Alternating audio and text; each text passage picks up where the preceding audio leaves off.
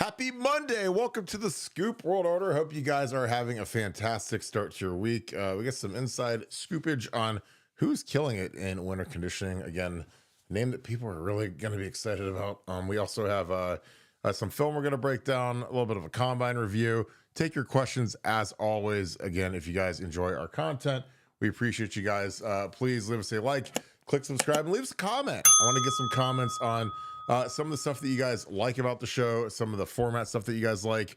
Obviously, I know that you guys love the film, so we're going to keep breaking film down. 2 weeks away from spring practice. Oh my God, it's already here. I mean, everyone's like, the season, the national championship, but 2 weeks away from spring football. I mean, it's crazy. It blinks, and here you are, and you got the 2025 Buckeyes. Obviously, Julian Sanders has done fantastic thus far. We're going to get into a guy who's been the MVP of winter conditioning. It's going to be real interesting to see what he does this year and take your questions as well. Again, we appreciate you guys that give us the super chats. We continue to pay it forward, and we want to give a big thank you to our military folk. Again, our people that are deployed, our police officers, our firefighters, the whole crew, first responders. I try not to leave them out, and anyone else that serves us in this community, in this country.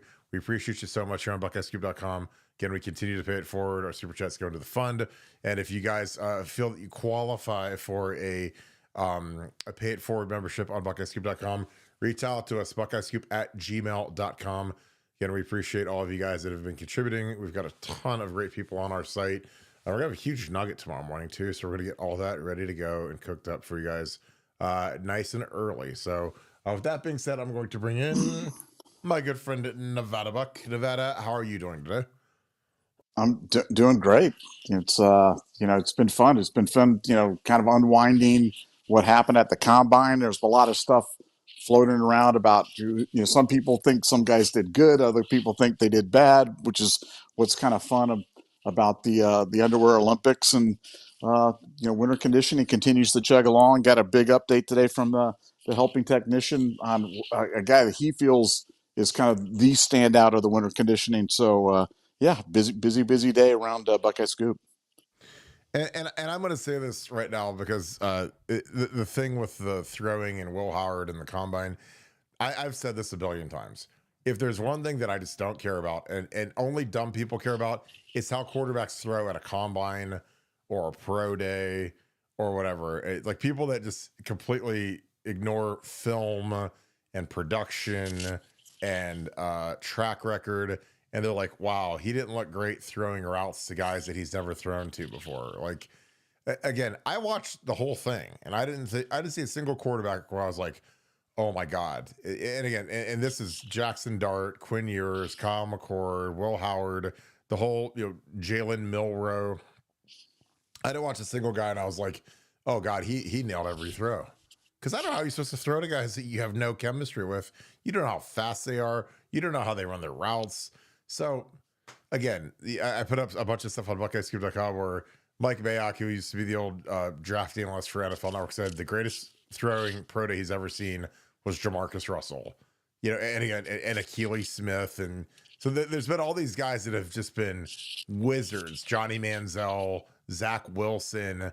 And these teams get seduced by their pro days or by their combine, usually their pro days, and they make some stupid throw or some 70-yard fadeaway, whatever throw that you'll never make in the game. And they just vault up the boards because they say, wow, look at his arm talent, look at all this other jazz. And I'm just like, when the bullets are flying, how do they perform? Do they care about football? Because like that arm talent is great, but like in the NFL, it's like, dude, can you grind it out? Are you tough? Are you mobile? Which again, that's why I love Will Howard, because like, dude, he's all of that, So again, I had to say that because it's hilarious to me that people fall for it every year where they're like, oh, well, this guy had a great pro day and it's amazing, and I'm like, guys, like, I mean, stop falling for it. Watch the tape, and you'll see who the good quarterbacks are. Nevada, do you have anything to add to that? And we'll start getting into our winter workout stud. Well, I mean, Jack Sawyer was another one. Jack Sawyer is another one that, there was like really mixed reviews. Some people thought that like he was like one of the biggest losers of the combine because how his measurements were and his wingspan being small. And other people felt he did really good. And so it's just like, I at the end of the day, I've always been about production. Production to me trumps all. Production, when you have production at the highest level, against the best competition, to me, that seems to foot to the greatest, indicator of future success, in my opinion. If you had to boil it down to one thing, because like I said, guys go out there all the time and they'll dominate at lower levels or against bad competition. But if you can dominate good competition, like you said, when the lights are shining the bright, I mean, when was the light shining brighter than on Ohio State in that that 4-game playoff run that they had to the national championship? I mean, it doesn't get any tougher than that. It doesn't get any bigger than that. It doesn't get, there couldn't be more pressure on guys that were on there. How did they perform in that? I mean, almost to a man, they played their best football of the year. I mean, you could say that for just about any one of the players. JT, Jack, Cody Simon, Denzel, Will Howard, Amek. I mean, they all were just absolutely spectacular. So I think they're going to be really, really productive pros. Heck, I think a guy like Ty Hamilton will be a guy, and you and I were talking earlier today, and you're like, look, he's a guy that'll just kind of ho-hum, go through, and then end up playing 12 years in the NFL, sign some big $80 million extension down the road. But yeah, I just think we just got good players upon great players upon great players. And I can't wait for the NFL draft. I can't wait to see who are the smart teams that look to that. And I think you'll be able to see which the best organizations, and they'll be the ones that are drafting Buckeyes. Yeah, I saw so much of it when I was in the league. There would be guys that were nice players, good players. A lot of guys I thought were just kind of just guys. Like I didn't think that there was anything special to them. But you look down and they're 9-10 years in the league and they've made $38 million or $50 million, whatever. And again, that's incredible money. I mean, Jonathan Hankins is on, God bless, he's going to be on year 12 now. And like a lot of you, are diehard Ohio State fans. And I'm sure you guys love Jonathan Hankins, but like how many times have you thought about Jonathan Hankins since he left Ohio State? Maybe on draft day when he went in the second round, and did his thing, but he, he's been, I mean, he's had this crazy career where he's kind of crisscrossed the map, and he played for, he got a huge deal with the Colts, I remember. And then he went to Dallas and Seattle and Vegas. But I mean, you look down and he's still clunking along and, making good money. And honestly, like just for the fun of it, let's just look up what Hanks made. And again, Jonathan Hankins, very, very good player, very, very good person. I loved him when he was here. He was a freshman in 2010. He went pro after Urban, so he was 3 and out. But he really, really good player. And again, he's a guy that when you look at him and his stats and his salaries, and so he's 32 years old. He's played 12 years in the league. This will be year number 13. I don't know if he's under contract right now, but I mean, he's, he was on a 1-year, $2 million deal with the Seahawks last year. So he's a free agent for this year. So there's 2, 3, 4, 7, 15, 17. There's the big one, 44 million. So he's right at about $45 million for Hank. So, again, that's his 12-year deal. And again, he's a guy that, really, really good player. He's never made a Pro Bowl, which again, there's nothing wrong with that, but he's been a good, productive interior defensive lineman. He's never been like a sack artist. He's been a run stuffer, which is what Ty Hamilton will be.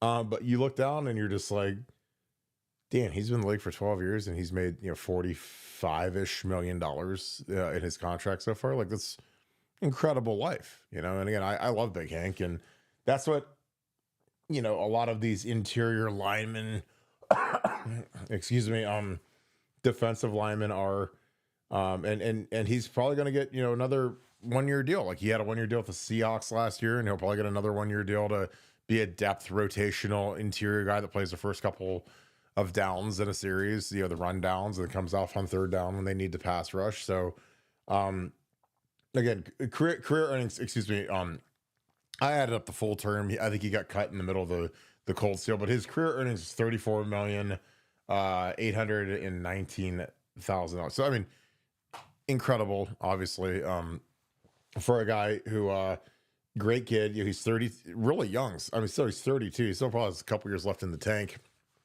But you know, just a good solid kid. And that's what I project Ty Hamilton to be. He's not as good as Hank was. But he's kind of that archetype, and he's a guy that frankly I think is a really high floor guy. Excuse me, in terms of his if you draft him, like, you're going to get really good production out of him. You know what he is. He's going to be a great fit in the locker room. He's going to work really hard. And he's going to give you good snaps. Like, when he's out there, he's a problem. So I think obviously Tyreek, I think, is a higher ticket item just because of what he's done as a 3 technique and being just a monster. But I mean, you know, those two in tandem, like, I know it'll never happen, but if I was a team, I'd take both of them. Just say, let's just run it back and keep these guys rolling. So, but yeah, that's it's kind of what I talk about. And like with Jack Sawyer, it's like, you know, I mean, there's always going to be, you know, I mean, Joey Bosa didn't light the world on fire at the combine when he ran. I think he ran like a 4.86 or something that seemingly is very slow. But he ended up being the 3rd pick in the draft. Actually, I sent that to Jack, you know, my famed raw athletic score thing. Joey didn't light the world on fire at the combine either. And honestly, like, for some of these guys, I don't really know what the benefit of working out in the combine is at all. Because I think that a lot of these guys, you know, they always feel the peer pressure and, are you going to compete or are you not? But, you know, again, I always look back at like what Marvin Harrison Jr., and he didn't do anything. He didn't do any drills. He didn't train for the combine. He didn't run any of the 3 cone or the 40, and he went, you know, top 5. Now, again, it's different when you're that highly touted, but, you know, Paris Johnson didn't do anything either. He didn't run a 40. He didn't do a bench press, and he went 6. So I think a lot of these guys, like, the less that you can give for them to red flag you, the better you are. Some of these guys, like, they'll look good on tape or fast on tape. And again, a perfect one is Tez Stewart, the kid from Oregon, who everybody thought ran a 4.2 because he dusted Denzel a couple times. But, you know, if he just refuses to run and fakes a hamstring or something, then teams probably think he's a deep threat. But he goes out there and he's 140 pounds and he literally ran a 4.55, which is, he had the slowest size to speed ratio like in the history of wide receivers. So he basically went from potential draft pick to being, he's going to be undrafted, being that slow. But yeah, the combine is always it's always amusing because people lose their minds and it's like they throw out all the tape mentally and they look at the times and the analytics and what does it spit out? And, you know, I think that's just how so many mistakes are made. It's almost crazy. Like I feel bad for any of our guys that tested. And honestly, I was glad a lot of our guys didn't test. I wish most of them wouldn't have tested, but I get doing the position drills because you don't want to be looked at like you're a guy that is scared to compete or whatever rhetoric they like to throw out there. But I don't know. The pro day will be amazing though. I'm excited to see how these guys do. It'll be huge. Nevada, any thoughts on that? And we can dig into our winter workout monster.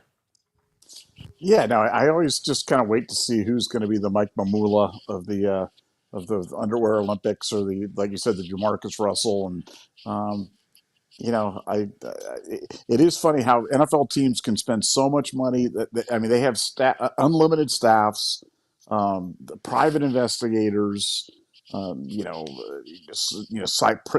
trained psychologists, you know, 57 old football coaches all going around looking at a guy, and they can still get fooled. And because you can't tell what's inside of a guy and can't tell, how it's going to be. But these Ohio State kids, I've been saying for years that if the Browns had just gone back, if you go back 20 years, and if the Browns had just drafted the best Buckeye available whenever they're drafted, like, forget everything else, just fire the entire staff, and just, regardless of position of need, or just whoever the best Buckeye was available at the time, then the Browns would have had a heck of a team. But they didn't. They outsmarted everybody, and they didn't draft Buckeyes for a long time. Now they've kind of fallen in love with getting them, certainly on linemen. But I think they went from like from Craig Powell to Ward between drafting a Buckeye. Am I right on that? Yeah, I mean it was something crazy. I mean, I know when I was around the team, they never took. There was never a single time where like one of my teammates got drafted. There's never a time that any of the guys when I was coaching got drafted by the Browns. I mean, it was like everybody except the Browns, and it was just like one of those perplexing things. Yeah, they took Chad, I think Chad Thomas, the defensive end from the U instead of Sam Hubbard. You know, the guy that was like one of the worst picks of all time over Sam Hubbard. I mean, they just refused to do it for whatever reason, and it hurt them. And I could never get it. I mean, like we had guys that would go there as like undrafted free agents, like Simon Fraser went there for a little bit, but we never had guys get picked and like actually get to play there. And we had guys that signed as free agents like Hartline and Dante Whitner, but never right out of college. So it was always really perplexing to me because I was like, well, we're right down the road and we've got really good players, and they just wouldn't pull the trigger on it. And that was part of the reason why I really kind of gave up on the Browns, is because they just wouldn't take Ohio State players ever. Now, yeah, they took Ward, who's been absolutely sensational at corner. But yeah, it's been pretty devoid, and they've taken some, like taking like Jed Wills over Tristan Wirfs is like that's like the all timer for me, man. Oh my god, like that was, I mean, Tristan Wirfs is best left tackle in football, and they took Jed Wills as a big fat turd, who they're gonna let walk as an unrestricted. They're gonna let him walk as an unrestricted free agent, you know, because he's that bad. And Tristan Wirfs signed for like $150 million or some crazy number, like so. And that was Bill Callahan, who's one of the best line coaches ever. But he picked Jed Wills. So again, shows how easy it is to miss when you get, again, there's some people, they just love these big fat slug, doppy, roly-poly, fat SEC offensive linemen. And that's what Jed Wills was. Like Tristan Wirfs is like, you know, one of the freakiest athletes, heavyweight wrestler, like ungodly strong in the Iowa weight room. And, you know, Iowa, like, why is Iowa always good at stuff? Because their weight program is always ridiculously good. They're always really tough. And Jed Wells was at Bama, but like he just looked like the Bell Tire, the big fat Bell Tire logo. The big fat dude, the Michelin man, the Michelin man. Yeah, it looks like a big Bell Tire logo. So, but I don't know. Like I digress. I don't want to get into that too much, but Nevada, we got a guy who's standing out in winter workouts, and they've had mat drills and they've had conditioning, and they're sweating all of the Casa Azul and all of the champagne and all the Mick Ultras out of their system from the celebration of the last month and a half, and it's go time now. But who's a guy who's been a superstar in this winter program? Well, according to the helping technician, who would know because he's there, he says that James Peoples is the man. James Peoples is weighing in at he's 5'10", 205 pounds, which for a running back, that's a good size. I mean, it's not, he's not giant, but that's a solid young man. And he just says that he's kind of taking it to the next level. And I'm always amazed how kids can go away, for a month or 6 weeks or 2 months or whatever it is, and they come back looking completely different. And he's just that guy. There's always one of those guys. There's always a few of those guys that do that over the winter, that go from winter to spring. And you're like, wow, what happened to this guy? Well, James is that guy. I think he realizes it's money time. It's go time. It's his time.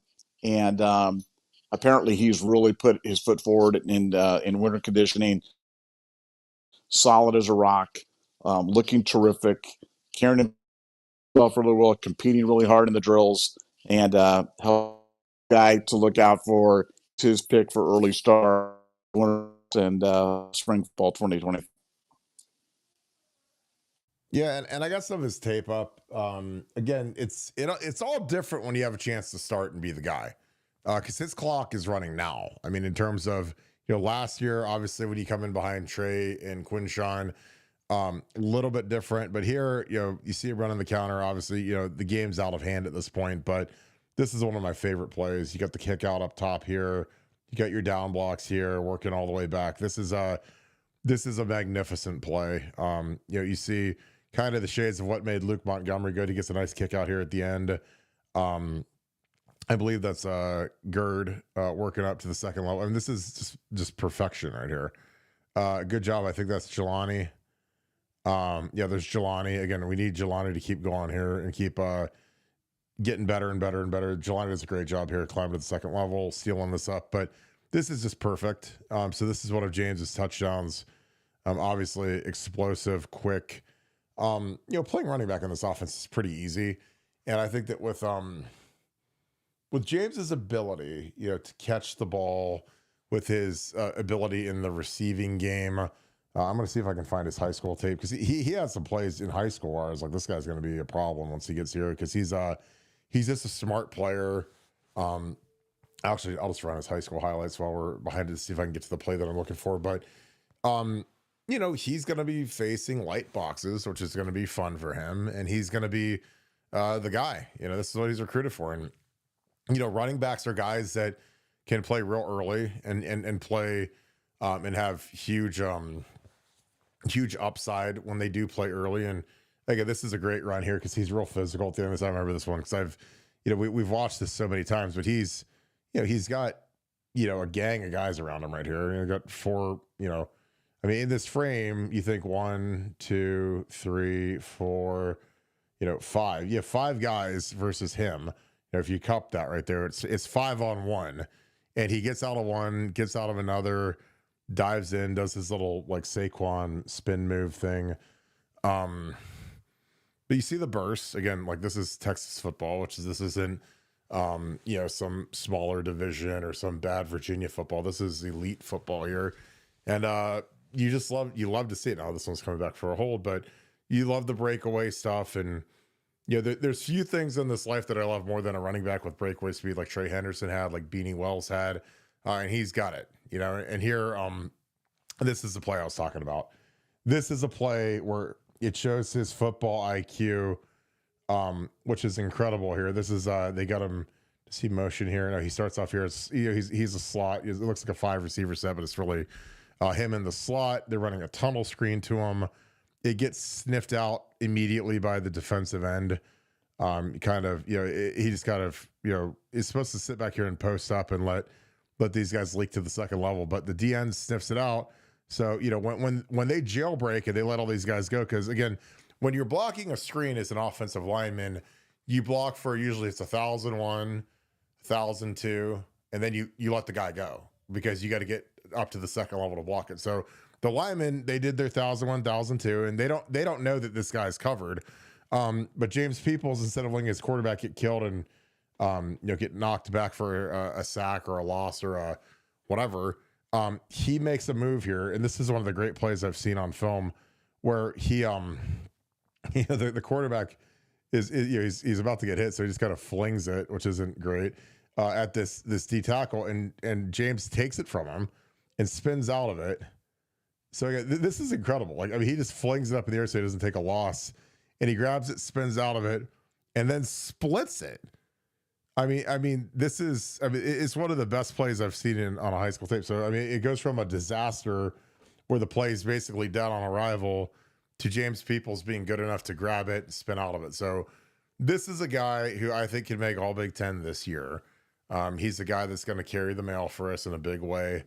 I don't know if he's like the thing that'll be interesting to monitor. It's a split between him and CJ Donaldson Jr. will be similar to what Quinshon and Trey had, or is James going to take the kind of the lead out of the backfield? I imagine he will. I think he's more talented. So, but yeah, again, these guys, the funnest thing to hear about and to listen to are the guys that they take these leaps from the end of the season, like kind of, the end of the playoff to the first winter where now they're the man, or now they're fighting for a starting spot, or now they're not the human victory cigar that comes in, versus Western Michigan when it's 49-0. So it's it's really it's exciting to see what this kid can do. I think he's going to be a superstar. And again, this was a great get by the staff. And this is a kid that he's a great kid. We interviewed him on here when he was in high school. I'll go find that interview and repost it so you guys can check it out. But yeah, I'm excited about this kid. And, when you hear that they're owning the weight room, they're winning the drills, and they're super competitive, then that always bodes great as they get into, the spring drills. Because, again, those workouts, as much as you think it's just like us going to the uh, LA Fitness or Lifetime Fitness or whatever, and getting a little hour of cardio in and working out. Like, these things are all graded, they're all competitive. And Mickey Marotti grades these guys every day, and the staff gets to see the grades. So when you hear a guy is killing it, it's good news. It bodes really well for the future of the team and for our rushing attack, which is going to be very much revamped this year. So, Nevada, anything else to add on that? And then we can get into some super chats. No, I love James Peoples. I am so excited to see him. And, he was a guy that I was really worried. When Quinchon came, I always worry about the law of unintended consequences of, some guy comes in and maybe that forces somebody else out. And I know some other schools were really after him. And, he stood strong, stayed with Ohio State. Ohio State reworked his NIL deal a little bit, but they let him know that he would be the man this year. And I do think Donaldson is he's going to share the load, but James is going to be the guy. And James is the home run hitter. He's the guy he's got the breakaway speed. He's got everything that you want in an Ohio State tailback. And I'm just excited to see him play. I love those Texas running backs. You're talking about a guy who played 5A football in Texas, great track athlete. And I just think he can do it all. I mean, he's bursty. He can catch the football. He's a willing blocker, and he hits the holes hard. I mean, he reminds me of Pittman the way he just runs with reckless abandon into the hole. He gets to the hole. There's no hesitation. There's no dancing. He's going, and he's going to hit it as hard as he can. And if he gets through, man, he's gone. So yeah, excited about him. Excited to hear that he's kind of taking that leap, and can't wait to see him on the field in a couple of weeks.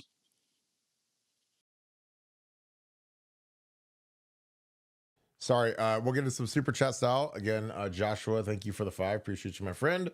Can you explain how coaches go from coaching one position to another while never playing said position? This is a great question. Fantastic question. I think a lot of it depends upon the circumstance that you're kind of thrust into, what's available. Have you spent time learning another position? There's a lot of classic examples of this. I talked a lot about Tyler Bowen, who's our new offensive line coach, being the quarterbacks coach last year at Virginia Tech, because he was the offensive coordinator, he was the play caller. So for him to coach the quarterbacks, I thought was a natural fit. Now, I don't know how well you can do that. And I also think that there's also some, there's a lot of drawbacks to it. If you aren't really, really trained up in it, you're not sure of it. There can be some inconsistencies in it. Like Ed Warner is a guy that I worked with, and, did a good job helping out with the line and getting the line rolling. We won a national championship with our line coach, but he's a quarterback in college. So, but he knew enough of it just because he'd been around it where he could coach it and, do it. But has he ever really been in the spots that you need to be in and had to work the mechanical stuff and that kind of thing? No, I mean, of course not. So when there were some little nuanced stuff like that he's never felt or dealt with, or he's never had to block a guy that runs a 4-4 coming off the edge. And what are some things that you can do to help out, or some tricks or some things like that? And again, it's not his fault, but it's helpful if you've played it. And I think that when you're a guy like James Laurinaitis or Brian Hartline, I think it's a huge help, but it also comes down to what's available. So who's a classic guy that coached a position really well that never played it? Well, Luke Fickell is a guy that, we had an opening in 2005. It was AJ and Bobby's senior year, and Schleg's and those guys. And Mark Snyder had left as our linebackers coach / defensive coordinator to be the head coach at Marshall. So, Luke Fickell was like the special teams coach, and young coach, like he was the young guy on the staff. He was kind of like I mean, Brian Hartline's, almost, he's 38, 39 years old. I mean, Luke was, I mean, hell, in '05, he was, mid 20s, 27, maybe 28. I don't know, pretty young. And Tress had him on staff as a special teams coach, and and Mark Snyder left to go be the head coach of Marshall. So we had a linebackers coach opening. So, Fick, Tress is like, could you learn linebackers? So Fick had to learn how to coach linebackers, and he sat with Jim Haycock and watched film and learned it, and was able to learn enough to coach it, and became, exceptional at it, became really good at it. Because he, again, you can learn how to do anything if you just put in the work and the time, and there's always trial and error. Just because you played a position doesn't mean you're going to be good at coaching it. But I think some of it is, how versatile can you be? Like, how helpful can you be? And again, there's some, like Keenan Bailey's a guy who's been on our staff for like 10 years now, and he's been a full-time coach, I think, for 2 or 3. And he coached like every position on offense. Like, he went from room to room as an intern, and then a quality control, and then a GA, then an analyst, then whatever. So he spent a year with the O-line, he spent a year with the tight ends, spent time with the receivers, times with the quarterbacks. So again, when you're young and you're really trying to round yourself out a little bit and really learn offense, I think that's really beneficial. So that's how guys can learn how to coach a specific thing. Kevin Wilson's another guy who, when he was at Oklahoma, he was the quarterback's coach, but he played offensive line at North Carolina, and he was a line coach by trade, coming up through the ranks with Randy Walker at Miami and at Northwestern. And as he kind of grew in the profession and became a coordinator, he wanted to coach the quarterbacks. And then he comes to Ohio State, coaches the tight ends. So I think it just comes down to being able to learn it as fast as you can, and be prolific at it, and also it helps to have great players. I mean, obviously, I'm not trying to like say duh obvious, but when Luke was coaching that room in 2005, where he had AJ Hawk and Bobby Carpenter and Anthony Schlegel, like, that wasn't like some a bunch of freshmen that have low test scores and aren't very smart and they don't know how to play the game. Like, you had 3 guys that were pros and good players and smart and tough, and so he kind of walked into like a loaded room, where it's like, in 2011, when we lost Daryl Hazel to being the head coach at Kent State, we hired Stan Drayton. Stan Drayton, nice guy. He's the running backs coach at Penn State now. Tress needed a minority, so we needed to hire a minority to coach receivers, because we were short, we were down on staff, and you need minorities to recruit Cleveland and Georgia, South Florida. So we hired Stan, and Stan was the guy that had worked with Urban, been at Florida, been at Tennessee. I think when we got him, he came from Tennessee, and Stan had never coached receivers in his life. And so, people, like, they make fun of our passing attack. I was like, well, our guy was a running backs coach, and he was a good running backs coach, but never coached receivers before. And I would get these reports from people that would say, wow, our receivers are going to be really bad, and the guy has no idea what he's doing. And I was like, well, hopefully he'll figure it out, because this is his first spring ever coaching the position. But that was tough. And then part of it is the room that we had. We had Philly, and Philly was a young up and coming kid who was a sophomore, really good player. But that was kind of it. And then we had Devin and Evan, who were both freshmen, and you can't count on freshmen to do much. And then you look at the rest of the room, and that was probably the worst wide receiver room in school history. And I'm not trying to be mean, but you look at like where the room's at now, it's crazy. And again, that's why I always joke about, like, with like Brian Hartline and Zach Smith. Like, when Zach got fired and Brian took over, like, he didn't walk into the room that Stan Drayton walked into. He walked into, Terry McLaurin and Paris Campbell and Johnny Dixon, who are 3 of the best human beings, and 3 captains, and 3 good tough kids, good kids. And he had Olave and Garrett Wilson. I mean, he walked into like a pretty nicely stocked room, where Stan's room was just devoid of talent and leadership and kind of everything. And Philly turned into a really good player, but he was really young.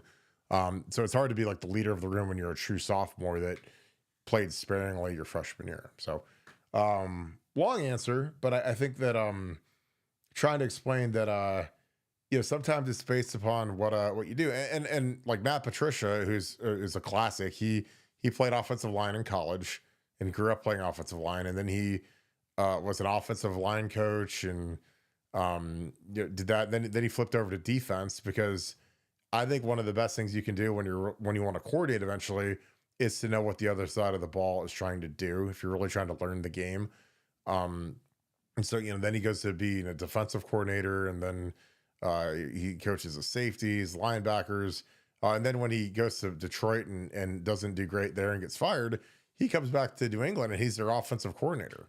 Which, again, I still don't think that that's ever happened, at least in the last 50 years in the NFL, where a guy's been a defensive coordinator and an offensive coordinator for the same team, because that's crazy. But I think it rounds you out, but I also think it comes down to like what position is open and how can they keep a guy on staff that maybe they want to keep.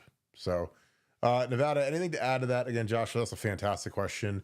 It says, can you explain how coaches go from coaching one position to another while never playing said position?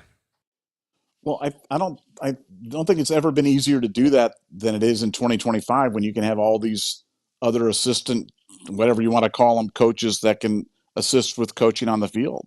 So now you're no longer the primary tutor of technique, or any other nuance that might come along with the position. If you have a general understanding of a position and where it fits in the offense or the defense or whatever it is, you can have your other guys can be the technique guys, or the ex players that did it. And so I think in 2025, the way that they've changed the rules, I think just about anybody who's got a complete understanding of how that position relates to the overall team could probably coach a position group with able assistants.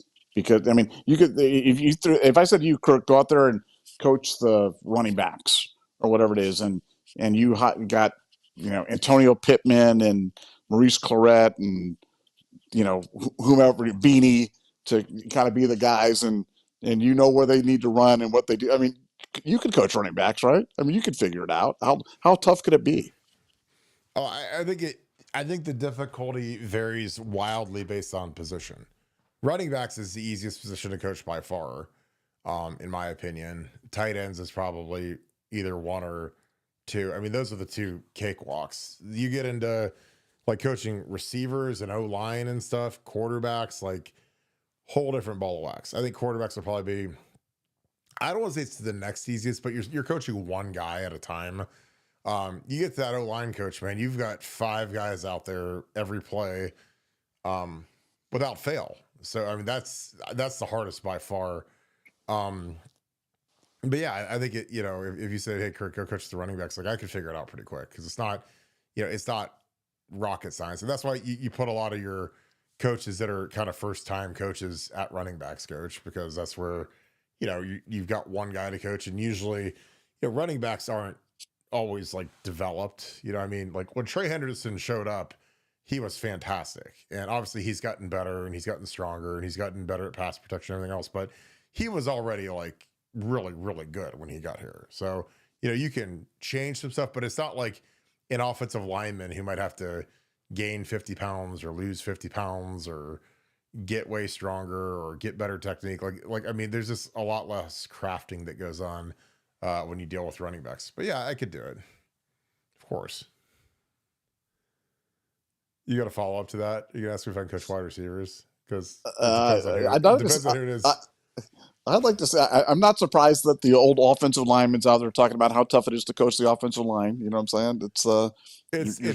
I mean, ask Andy Reid. Andy Reid said it's the hardest position to coach in sports. Ed Warner did it. End of story. Ed's a smart guy. I know he's a smart guy. He's a smart guy. But I mean, he never played the position. He never played the position. He's a quarterback. It's funny because like Jim McNally didn't. There's a lot of guys that never played the position that were like really, really great line coaches. It's just one of those weird positions. Give me, and I don't want a 35-minute answer, but give me like 30 seconds on what you played offensive line. You're an All-American. Mm-hmm. Nobody knows offensive line better. What makes a great offensive line coach? Like what are the things? Is he teaching you technique? Is he teaching you the plays? Is he teaching you to put your left arm in here and chicken wing your right arm like this and punch here? I mean, what to you makes a great the difference in a good offensive line coach and a great offensive line coach? I think there's got to be a toughness and like a tone that he sets for the whole room.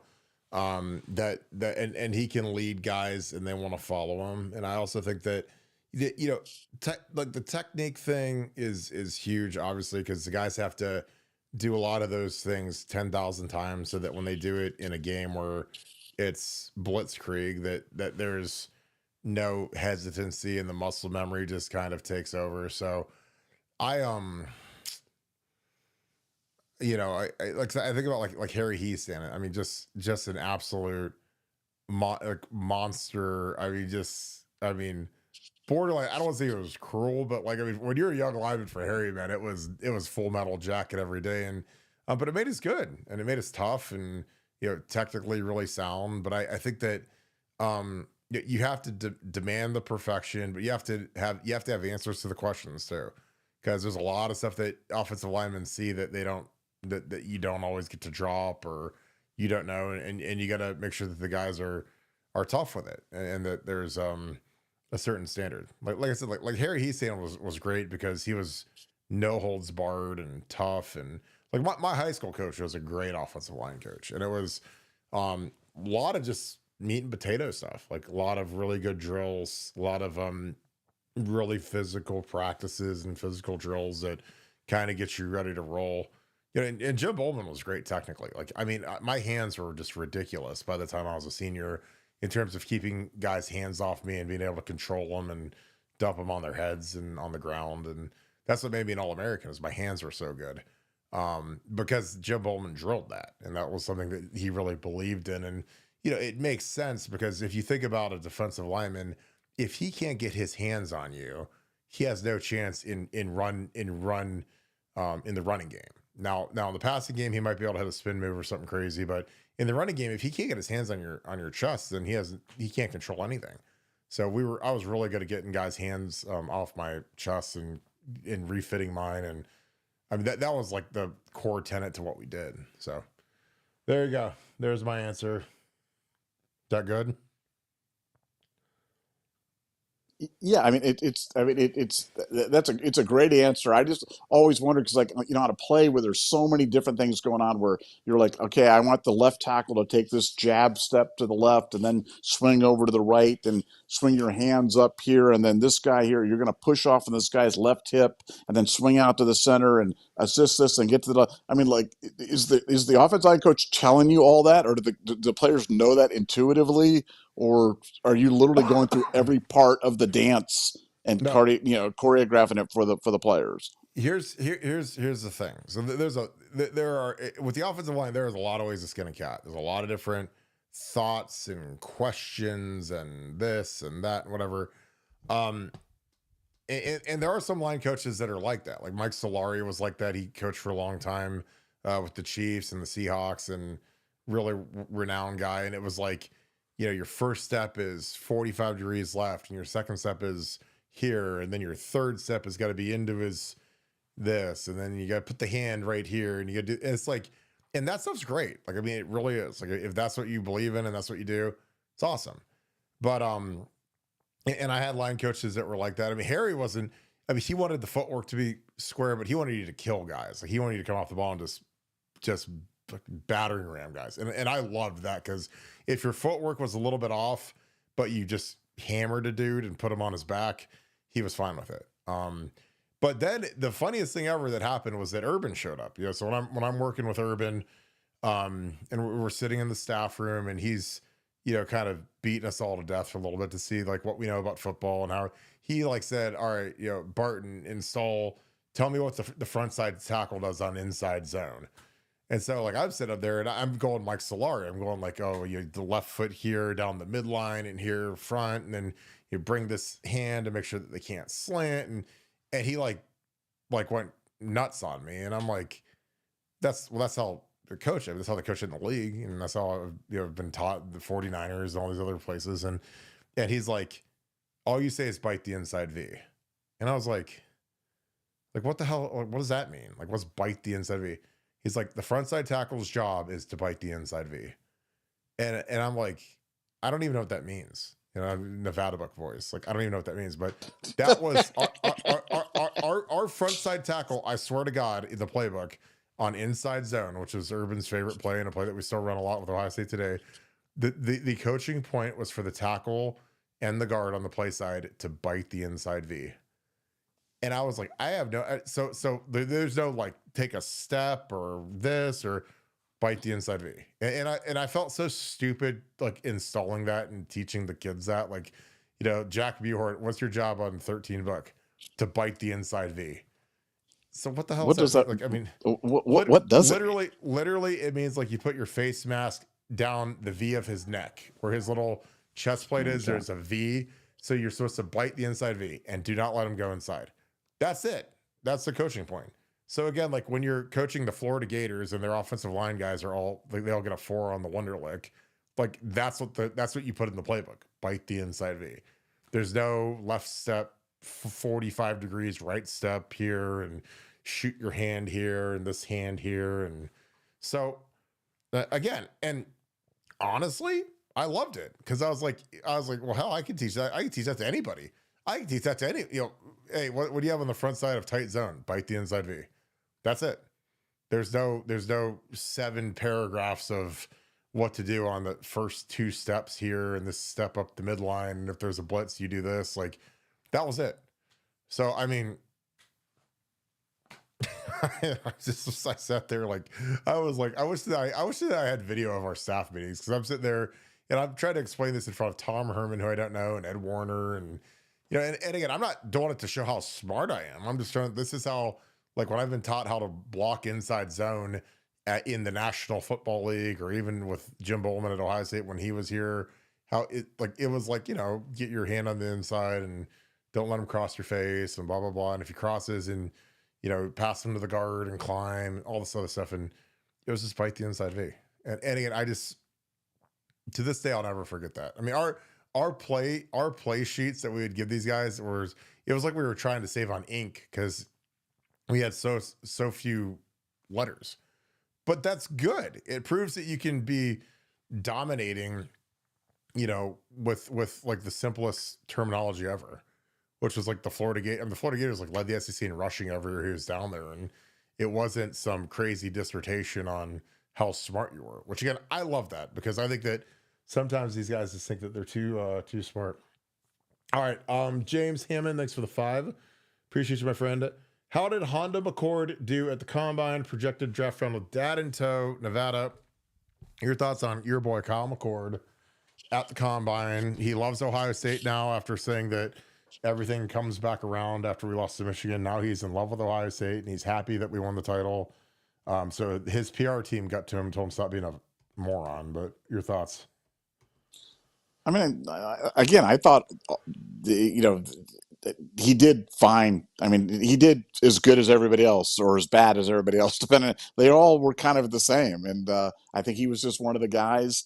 I've heard it on good authority that the Rams really like him. And if you think about the type of quarterback that, Matthew Stafford is, and I'm not saying Kyle McCord is Matthew Stafford, but in terms of being a quarterback, I mean, because McCord does have a good arm, not particularly mobile, kind of like Stafford. He seems to be a Rams type of quarterback. So I think they like him, and I could see him going to the Rams as high as in the second round. That would not be shocking to me based on what I'm hearing. But we'll see how this plays out. Yeah, I mean, like, we'll see. Like I say about all these guys, and I say this, you guys know what I'm going to say. Depends on where he goes. I mean, if he goes to a good situation and he's protected and he's got receivers, and it could be fine. If he goes to the Browns and he gets sacked 60 times and is in the infirmary, then probably not going to work out too good. So again, like with these quarterbacks, if they go to the right spot, got a good shot. And that's for him, for Quinn Ewers, for Will Howard, because they've all got warts and they've all got good things. And, I don't know. Like I said, this isn't a great quarterback draft, and I don't think that there's a guy out there that I'm just like, oh my God, how could you? But again, you look at the guys last year. I mean, obviously Jaden Daniels is a grand slam home run, Pro Bowler, future superstar. But Caleb Williams was the guy last year that was God's gift to quarterbacking, and I just think that he's Kyler Murray. Like I think he'll be okay and he'll make some wild plays, but he'll also never like seriously get you over any sort of hump, in my opinion. And I think that's kind of like what Shador is going to be, and Cam Ward is so small to me. I mean, God, taking him second overall when he's that small is like crazy, but I don't know. We'll see. Like I said, if I'm the Browns at 2, man, I'm taking Abdul Carter, Travis Hunter, like anybody except any of those quarterbacks. And then I'd get one in the second or the third round, because I think that there's a lot of value in the middle of the draft for quarterbacks. You know, I don't think like Shador scares me to death, just because does he really care? Like if he stinks and everything sucks, and like does he really care when he's paid and everything else? You know, he's Dion's kid. Like I don't know. You know, I mean, Cam Ward, I'm sure he cares because he hasn't been in the limelight, the spotlight like Shador has. But I don't know. We'll see. But yeah, like I said, with Kyle McCord, I would imagine he probably gets off the board in the second round. In my opinion. B Moses, what's up, brother? How are you? What's up, my dog? Hope you're doing good. Those who watch the show, if you haven't joined Buckeye Scoop, what are you waiting for? Best site for Buckeye info, and it's not close. Just saying. Make sure you guys watch my boy B Moses on Sunday at 6. They run, him and Funky Buck run right into our show.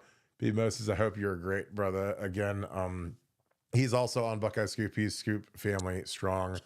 Great person. Love you to death, my dude. Let's catch up really soon. Nevada, any thoughts? Our boy B Moses, who is and he's been making the rounds. He's been on Buckeye Boys and some of the other stores, so make sure you check out when B Moses is in the building. He says, for those who watch the show, if you haven't joined Buckeye Scoop, what are you waiting for? Best site for Buckeye info, and it's not close. Just saying. What are your thoughts, Nevada? Yeah, I mean, look, we just have a great cast of characters. I mean, with B Moses and Funky and Helping Technician and Oracle and Bill Greene, and we just it's a great group. It's a fun place to hang out, and we had stuff talking about on things, discussions from Medicare Advantage to how to set up a charitable trust to drilling for mineral rights in West Virginia. I mean, it's a lot of things. It's a very eclectic group of people that you can go to and ask just about any kind of question and get somebody who's an authority on it to answer it. So it goes way beyond just Ohio State sports in general and Ohio State football in particular. It's really just a collection of really smart people that are willing to share their information, and great place to hang out. But B Moses is certainly a big part of that. Yeah, and that's like the cool thing is there's just a lot of, you know, really smart people, or if you have a question, we had people like, you know, what's the best SUV to buy? Like, where do you like to go on vacation? Like, so it's obviously the anchor of BuckeyeScoop.com is our inside information regarding Ohio State, the stuff that goes on inside the Woody Hayes, breaking the latest news. But it's like, while people are all gathered on there, a lot of people have questions about things, and it can be something as innocuous as, you know, what SUV should I buy, or what car have you put the most miles on, or, you know, like we have all these crazy threads they're cool, and you get to kind of learn a little bit about what people do, where they're at, what they like. It's a great community. It's really fun. I've bet most of my best friends in my life are from BuckeyeScoop.com, you know, from Nevada to Arnold Thurman, David Penterick, obviously the guys that we've got, B Moses, you know, Funky Buck. I mean, it's a great crew, and it's fun to be a part of. So we don't ever take that for granted, and we appreciate you guys that are members of Buckeye Scoop.com. Apologize. Michael Hilliard, what is up, my friend? Thank you for the 5. How do you think JJ continues to develop? That's a great question. Elite now, but what takes him to the next level? You know, for me, I think it's leadership, and growing as a guy that kind of carries people along to becoming elite. You know, again, there's the old Jack Welch, the 10-80-10 type thing. And, you know, in reality with Urban, he was always like, well, if we're going to be good, it's got to be like, you know, it can't be 10-80-10. It's got to be, you know, 20, either 20-80 or, you know, 20, you know, whatever, like crush that down to 5% instead of 10% at the bottom, and get that up to 15-20%. And then that middle part can just kind of vary a little bit. So, JJ's main area to improve, I think, is he has to become a leader, a vocal leader, an emotional leader, and he has to teach some of these kids how to be great, and teach some of these guys like this is what it takes, this is the work, this is the effort, this is the um sacrifice, I guess you could say, to be great. Because JJ knows. I mean, JJ's just a tireless worker, just a monstrous worker. And he's gonna drag some of these young guys along with him, like some of these young wide receivers, some young running backs. I mean, Julian Sane, you got to drag Julian Sane to greatness, because I mean those guys got to be in lockstep. Same with Ennis, same with Tate, but especially JJ, because JJ physically, I mean, he can get a little bit faster, get a little bit stronger. I'm sure that, like, when you go back and watch that tape from your freshman year, he's going to see a lot of meat that he left on the bone and a lot of things he should have done better and could have been better at. His routes can get more crisp and precise. And again, when you're a perfectionist, he'll look at that freshman year film and think that it's dog water, and he'll watch the sophomore year film and be like, yeah, it's pretty good. Because like that's how it is. Like when you're at Ohio State, man, year over year, as you physically get stronger and faster and you get more confident, you're more dialed in and locked in and whatever, like you're only going to get better. Like my film from my freshman to sophomore to junior to senior year, each year there was just this huge rise of consistency and play, and everything else. So like by my senior year, I was at my pinnacle and I was playing really well, and as well as first team All American, because again I just kept getting better and better and better.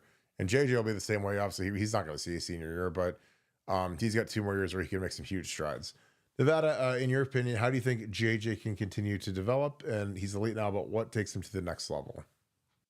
Yeah, just continue to display maturity and leadership, and I think it's all the stuff that kind of comes with the notoriety and just seeing, while we don't have any worries about it because we know he's all ball and we know he's serious about his business and he's the tireless worker. They just want to see that continue, because it's one thing to do it when you're the fabulous freshman. Now you're the national champion, a guy that uh, a lot of people are calling to potentially win the Heisman, and you're certainly going to be a household name before you leave. How does that affect you? How does that affect you as a teammate? How does it affect you as a player?